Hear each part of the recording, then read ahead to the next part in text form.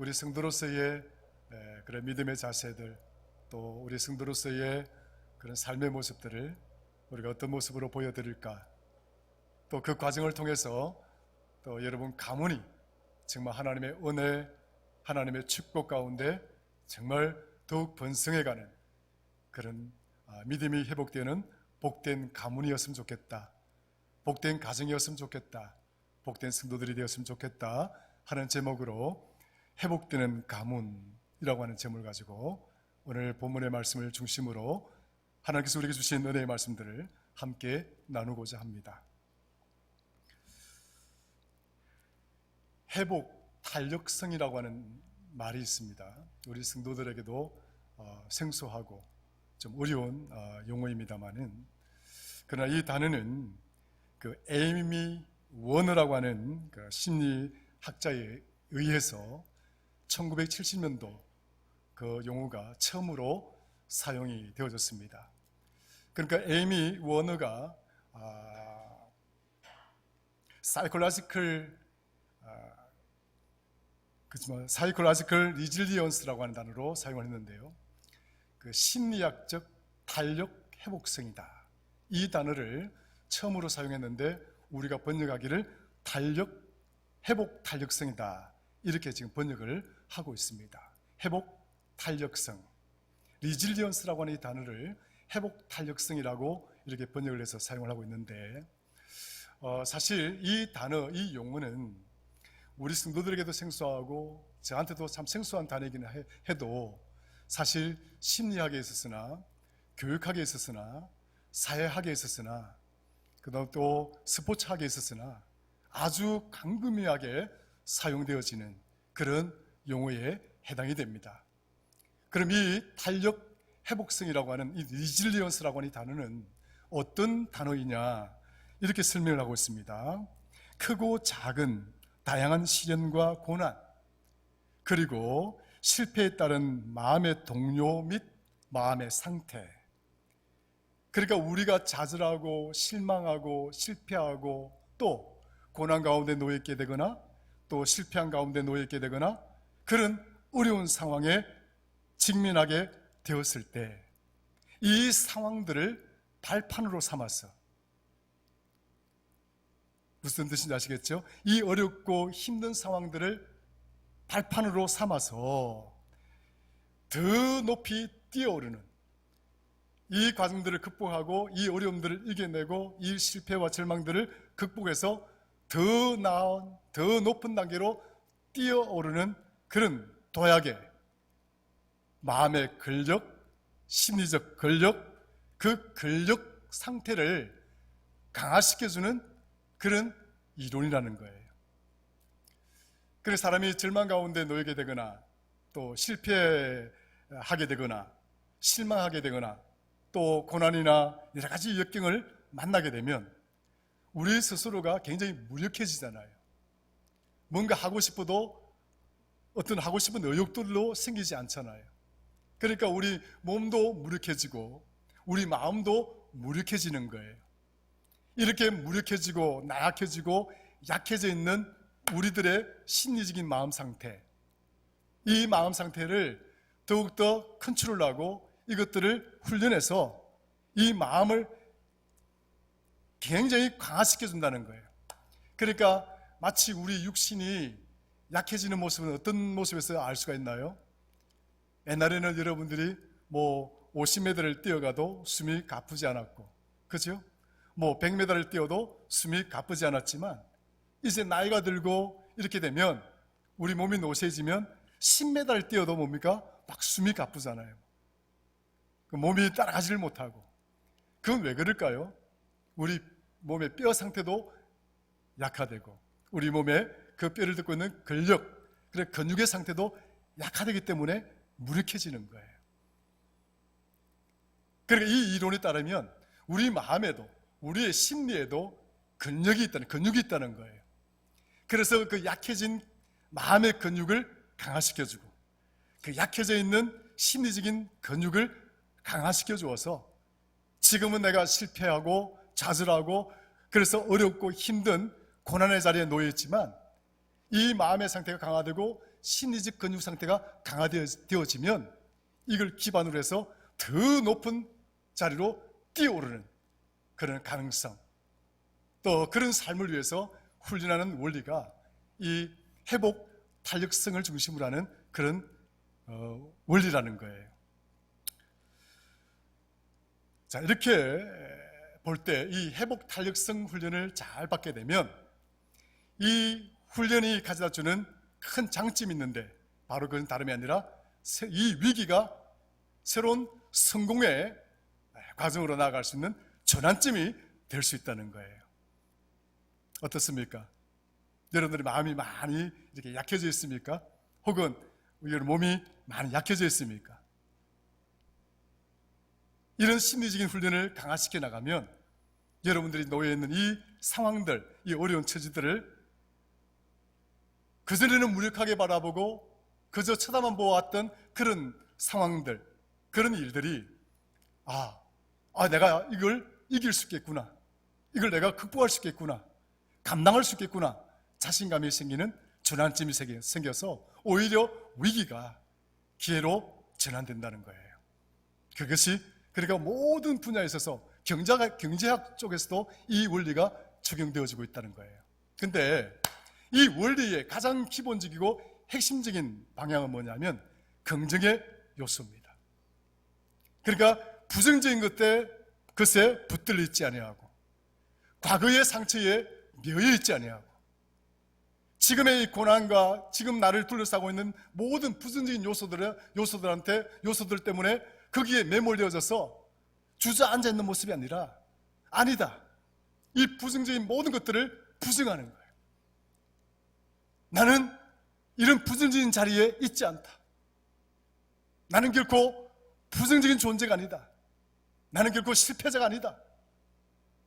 하는 강력한 긍정적인 마음의 훈련을 통해서 이 부정적이고 이런 실패의 자리, 이 고난의 자리를 이겨낸다는 거예요. 뭘 이야기를 하려고 하느냐 하면, 결국 이 문학자들이 결국 우리 삶의 행복의 질을 어떻게 높여갈 수 있는가, 우리가 어떻게 하면 행복하게 살아갈 수 있는가, 그 기본적인 원리가 어디에 있느냐, 그것을 단적으로 보여주는 그 이론이 바로 회복 탄력성이라고 하는 이 이론이라는 거예요. 쉽게 말하면 긍정적인 마음을 가져야 된다. 여러분이 정말 행복하게 살기 위해서는 부정적인 것들, 그 어떤 것들이라도 떨쳐버려야 된다는 거예요. 그걸 지워버려야 된다. 거기에 붙들려 있거나 거기에 매여 있게 되면 여러분들은 행복의 자리로 한 발자국도 나아갈 수가 없는 것이다. 사랑하는 성도 여러분 정말 행복해지기를 원하십니까? 행복한 성도의 삶을 살아가기를 원하십니까? 그렇다면 여러분을 속에 마음 심리적인 어떤 요소들, 혹은 여러분들이 드러내는 어떤 삶의 그런 행위적인 모습들 속에서 나에게 어떤 부정적인 요소들이 많이 있는가, 나를 계속적으로 부정의 자리로 이끌어가고 있는 것들은 무엇인가, 나의 언어들, 나의 생각들, 나의 행동들, 그 모든 것들 속에 정말 내가 늘 부정적이고 원망하고 불평하고 이런 것들로 채워져 있는 모습들은 없는 것인지 우리가 살피셔서 우리는 그것들로부터 그것을 떨쳐내고 자유로울 수 있는 자가 되어야 되는 거예요. 그게 붙들려 있으면 행복의 자리로 나아갈 수가 없다는 거예요. 미국의 가장 대표적인 큰 교회를 목회하고 있는 목사님 계시죠. 우리나라에는 긍정의 힘으로 책을 써서 굉장히 잘 알려져 있는 조엘 오스틴이라는 목사님이 계십니다. 물론 여러 가지 너무 긍정적이다, 너무 적극적이다 해서 비판도 받는 부분도 있긴 하지만, 그러나 그분이 갖고 있는 사상과 그분이 갖고 있는 마인드는 지극히 기독교적이다, 이렇게 말할 수가 있습니다. 그는 2018년도 4월 25일자 리무 그레이브 크로스라고 하는 제목으로 설교를 했습니다. 그러니까 뭐냐면 회색 무덤의 옷가지들을 remove, 제거하라, 벗어버려라. 이 설교를 제가 들으면서 느낀 게 뭐냐면, 핵심은 뭐냐면, 성도들은 이 성도들을, 사탄은 끊임없이 이 성도들에게 이 무덤의 옷가지들을 입히려고 수없이 예를 쓴다는 거예요. 그 무덤의 옷가지들이 갖고 있는 가장 기본적이고 근원적인 특징이 뭐냐면 부정적인 것이다. 늘 부정적인 생각을 하고, 부정적인 말을 하고, 불평하고, 원망하고, 한 발자국 어떤 긍정적인 요소도 찾아볼 수 없는 모습들, 그런 자리로 이끌어가는 것이 사탄의 모습인데, 성도가 정말 행복해지기를 원하고 하나님의 축복의 성도로서 살아가기 위해서는 remove, grave clothes, 회색 무덤의 옷가지들을 벗어버리지 않으면 성도들은 행복할 수가 없다. 그런 설교를 했습니다. 굉장히 일리 있는 말이죠.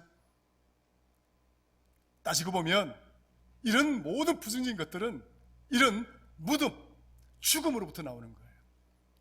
결국 여러분들을 부정하게 만들고, 여러분들을 부정적인 사람으로 만들고, 불평하게 만들고, 원망하게 만들고, 자꾸 그런 어떤 삶으로 이끌어가려고 하는 사탄의 목적이, 궁극지는 뭐냐?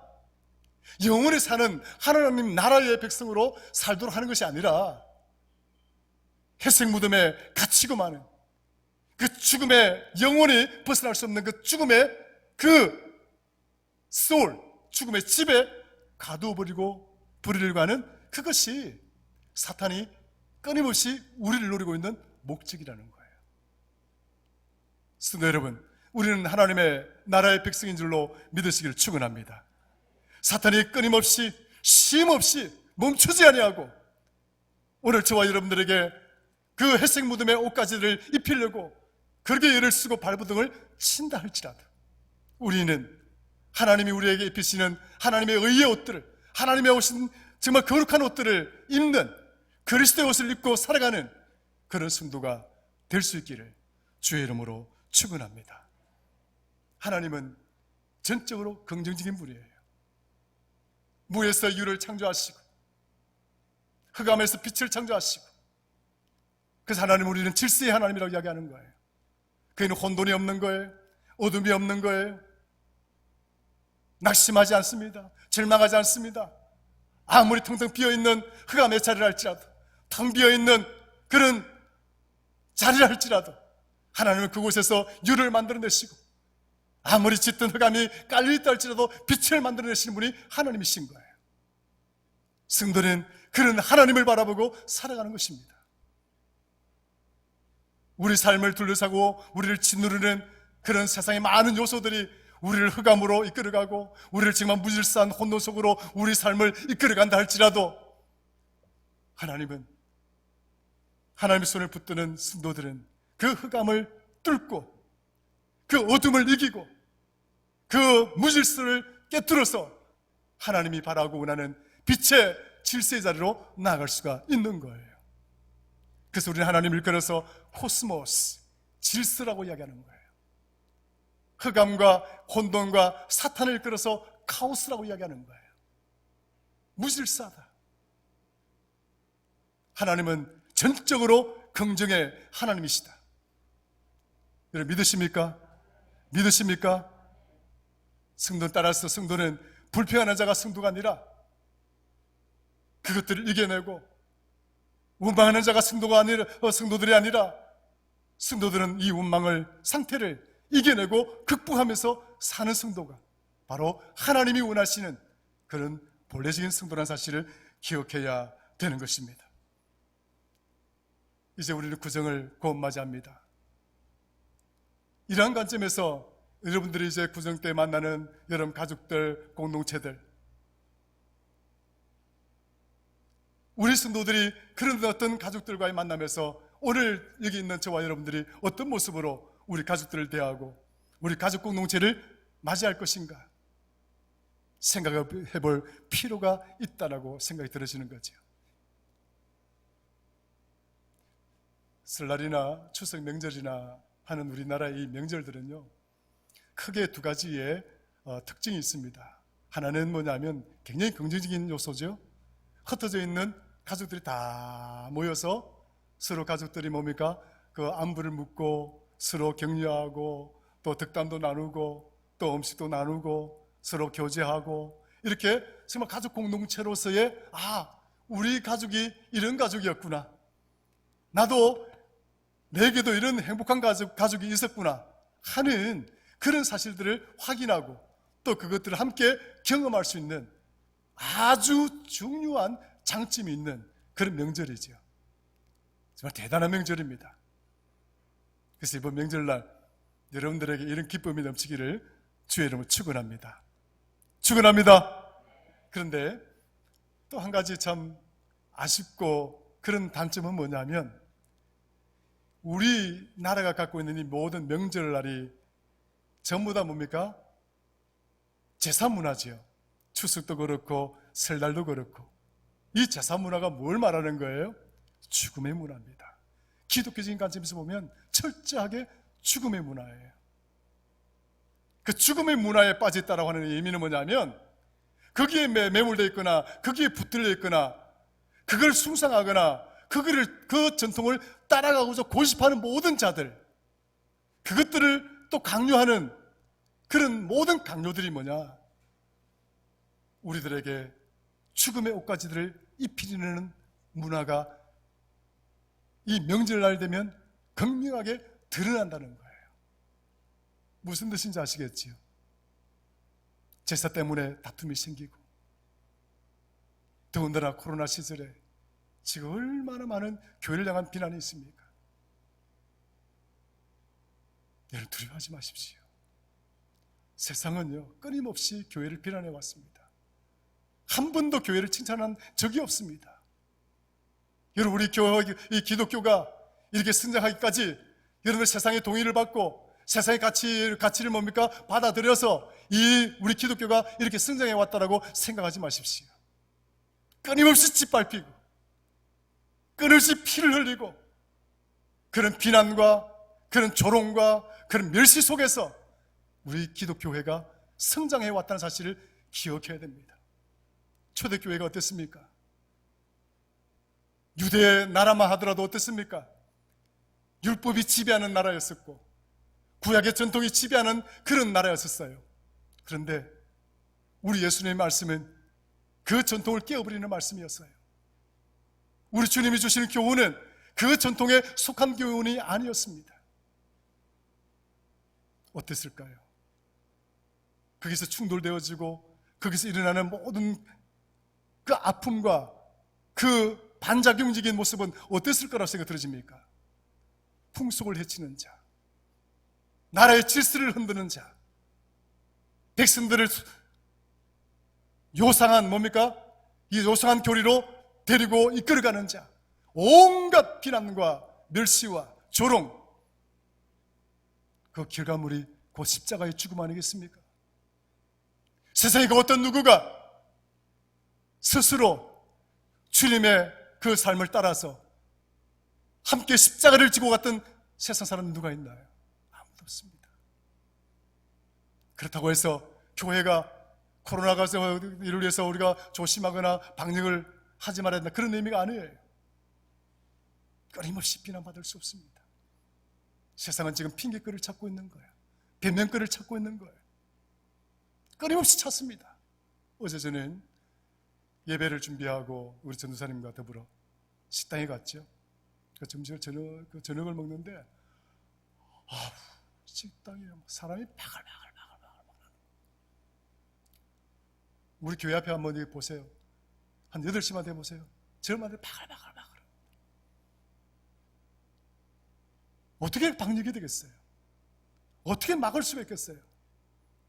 여기 막으면 저 터지고 저기 타면 여기 터지고.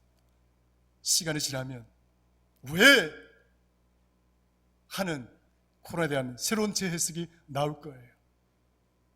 그래서 감히 여러분에게 말씀드립니다.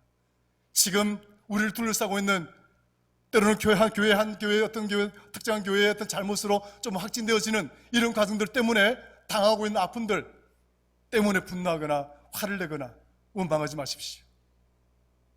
때가 되면 이 시대와 이 나라를 뒤덮고 있는 코로나에 대한 새로운 재평가가 곧 나올 거예요. 왜 막지를 못했는지, 왜 이렇게 되어졌는지, 왜 교회를 향해서 저렇게 비난했는지, 저는 그 재해석이 얼마 안 가서 나올 겁니다. 두려워하지 마시고 담담하게 여러분 믿음의 자리에 있어서 오늘 이 코로나의 이 어려운 상황들을 지나갈 수 있기를 주의 이름으로 건면합니다. 두려워하지 마십시오. 여러분들이 나서서 코로나를 전파했습니까? 여러분 나서서 입을 코로나의 균을 뿜고 다녔습니까? 다 조심하잖아요. 누구나가 개연성이 있습니다. 앞에 있는 김 목사도 걸릴 가능성도 있습니다. 그걸 어떻게 감당할 수 있겠어요?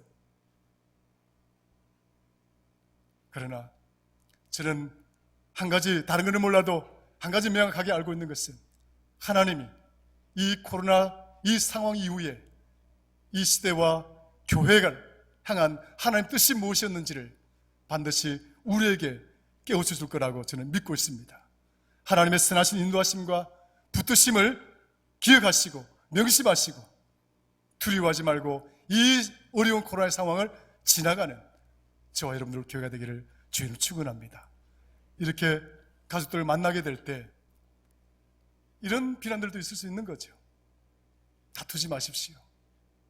그래서 분노하거나 원망하지 마십시오. 어차피 우리가 놓여있는 자리가 세상으로부터 그런 분노를, 그런 원망을 듣게 되어 있는 자리고 또 세상에 그런 평가를 받을 수밖에 없는 그런 자리에 있는 거예요. 세상으로부터 칭찬받고 세상으로부터 막 이렇게 될 거라고 생각하지 마십시오. 아무리 잘해도 세상 끊임없이 저들의 잘못을 교회에다 뒤집어 씌우고 핑계거리를 찾고 변명거리를 찾는 것이 세상의 이치입니다. 이 나라의 지도자가 그 어떤 누구가 자기의 잘못을 자인하고 국민 앞에 정말 진솔하게 자기 책임을 통감하고 반성하고 성찰한 지도자가 어디 있나요? 사람은 다 그런 거예요. 덮어 씌우고 핑계대고 변명되는 것이 우리 인간의 본성인 거예요. 두려워하지 마십시오. 하나님은 정말 이 지금 막 혼란스럽고 어렵지만 그럼에도 불구하고 하나님은 저와 여러분들 한국교회 이 시대의 교회들을 하나님이 바라시고 원하시는 모습대로 이끌어 가실 줄로 믿으시기를 축원합니다. 오늘 본문의 말씀은 이런 관점에서 큰 은혜를 주는 거예요. 어떻게 회복할 것인가? 오늘 말씀에 보면 크게 두 가지를 가르치고 있습니다. 첫 번째는 이 어려운 상황을 우리가 어떻게 이겨나갈 수 있을 것인가? 첫 번째, 하나님의 말씀을 대언하는 것이다. 따라하십시다. 하나님의 말씀을 대언하자. 이 대언한다라고 하는 이 단어는 히브리어로 나발이라는 뜻입니다. 영어로 프로페스, 예언하다. 오늘 본문 말씀 속에 보면 이 대언하다는 말이 나발이라는 단어가 3번 사용이 되어졌습니다. 너의 말을 하는 것이 아니라 나의 말을 전하거라. 에스겔 골짜기에 흩어져 있는 저 허드러져 있는 저 말라 비틀어진 뼈다귀에게 너의 말을 하는 것이 아니라 나의 말을 전하는 자가 되어라. 에스겔은 하나님이 그에게 말하는 대언하라, 나의 말을 전하라, 나의 말을 전하라, 나의 말을 전하라, 이 3번을 받아들여서 그는 순종하고 그의 말씀을, 하나님의 말씀을 자기의 말이 아니라 하나님의 말씀을 전하게 됩니다. 말라 비틀어진 뼈들에게 말씀을 전하고 있는 거예요.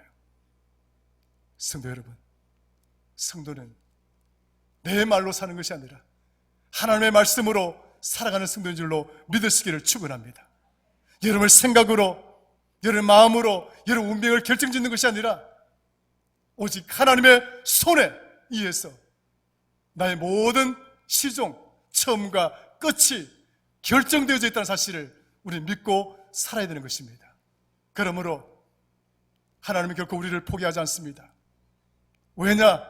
하나님은 그만큼 우리를 책임지시기 때문에 그런 거예요. 데리고 가실 거예요.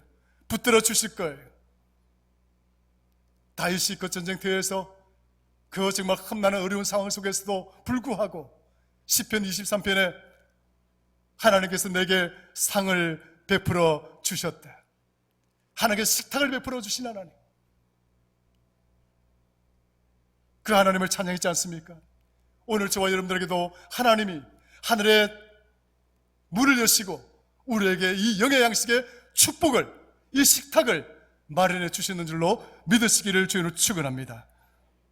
엘리야가 열왕기상 19장에 보면 엘리야가 그 광야에서 쓰러져서 정말 식음을 먹지도 못하고 마시지도 못하는 그 자리에서 죽어가고 있었을 때 하나님은 천사를 보내어서 엘리야에게 구운 떡과 물을 주어서 하나님의 식탁을 통해서 죽어가는 그 절망의 늪에 빠져서 헤어나지 못하는 엘리야를 먹이시고 마시게 해서 살아나게 하신 분이 하나님이십니다. 성도 여러분, 하나님 우리를 책임지실 겁니다. 오늘 저와 여러분들 앞에 이 식탁을 마련해 주셔서 먹고 마시게 할 줄로 믿으시길 축원합니다. 십자가 사건을 통해서 주님께 등을 돌리고 다 도망쳐서 수제자라고 여겼던 베드로마저도 도망을 치고 과거의 일상으로 돌아가서 이제 물고기나 잡고 살자, 낙심하고 포기하고 그 절망한 제자들을 찾아가서 그 새벽에 구운 고기와 물고기와 떡을 준비해서 이 제자들을 위해서 먹이신 분이 우리 주님이십니다. 하나님은 결코 우리들을 포기하거나 외면하거나 결코 버리시지 아니하신다는 사실을 기억해야 됩니다. 오늘 에스겔을 통해서 이 에스겔 골짜기에 흩어져 있는 저 죽음의 뼈들, 저들을 향해서 나의 말을 전하거라. 하나님의 말씀이 역사하면 그 죽은 뼈들이 움직여서 함께 모이게 되는 거예요. 그 뼈들이 살아나는 거예요. 살아나리라, 살아나리라. 성도 여러분, 오늘 선포된 이 말씀을 통해서 여러분 자신이 살고 가정이 살기를 주의를 축원합니다. 구정에 만나는 여러분들 식구들, 친인척들을 통해서 정말 여러분들이 하나님의 백성인 것을 보여주어서 정말 여러분 가문이 믿음으로 조금씩 회복되어져 가고 그런 믿음의 가문이 될 수 있기를 주의 이름으로 축원합니다. 시간이 조금 지나갑니다만은 이 앞에 저기 게시판에 우리 그 요선 장로님의 가문에 대해서 저기 우리 교단 신문에 났어요. 그 유선봉 장로님 할아버지세요? 아버지. 유선봉 장로님, 그리고 유선봉 장로님 먼저 믿기 전에 최봉순 어머니가 먼저 믿으시다고 그러더라고요. 지금 5대째 믿고 있는데 그 가문이 장로가, 제가 보니까 장로님이 4분, 목사님이 1분, 장로님 3분, 목사님이 1분. 맞습니까? 목사님 2분입니까? 권사님도 계시고. 여러분 가문이 이런 가문이 되기를 원치 않습니까?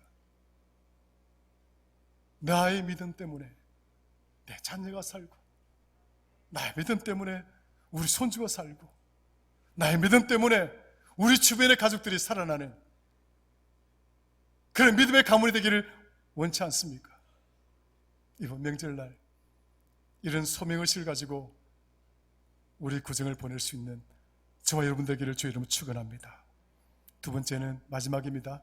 조금만 더 할게요. 무덤의 옷가지들을 다 벗어버리고 하나님의 생명의 옷으로 무장해야 된다. 에베소서 6장 1절부터 쭉 17절까지 보시면 하나님의 전신갑주를 입으라고 이야기합니다. 우리는 무덤의 옷을 입고 사는 자들이 아니라 하나님의 전신갑주를 입고 사는 자들이다.